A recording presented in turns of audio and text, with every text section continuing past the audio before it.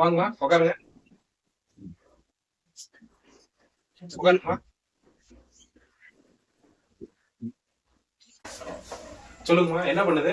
Doctor sir உடம்பெல்லாம் ஒரே வைப்ரேஷனா இருக்குது. நின்னா நிக்க முடியல, உக்காந்தா உக்கார முடியல, படுத்தா படுக்கவே முடியல. என்ன பண்றதுன்னு எனக்கு தெரியல. ஆமா சாமி, ஒரு வாரமா அப்படியேதான் சாமி இருக்குது. அப்படின்னா நம்ம சர்க்கரையோட அளவு பார்க்கணும். ஓகேங்களா? நம்ம கிளினிக்ல அந்த ஃபெசிலிட்டிஸ் எதுவும் கிடையாது. நீங்க போய் வெளியில பாத்துட்டு வாங்க சர்க்கரை எவ்வளவு இருக்குன்னு. எங்க பாக்கணும் சார்? உங்களுக்கு எங்கெல்லாம் தோணுதோ அங்கெல்லாம் பாத்துட்டு வாங்க, பேசிக்கலாம். சரிங்க சார். போயிட்டு வாங்கம்மா. சரி சாமி. வாங்கம்மா வாங்க உட்காருங்க. பாத்துட்டு வந்தீங்களா? அளவு சொல்லுங்க. பாத்துட்டோம் டாக்டர். எங்க வீட்டுல ஒரு 1/2 கிலோ. சரி போனா போதும் பக்கத்து வீட்டுல போய் கேட்டா அங்க அவங்க ஒரு கிலோ வச்சிருக்காங்க.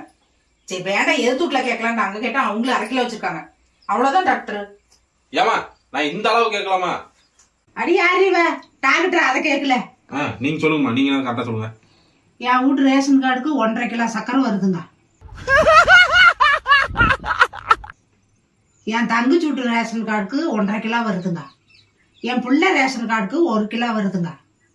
என் தம்பி ரேஷன் கார்டுக்கு 1 கிலோ வருதுங்க. இதை வச்சு என்ன பண்ணுமோ பண்ணுங்க.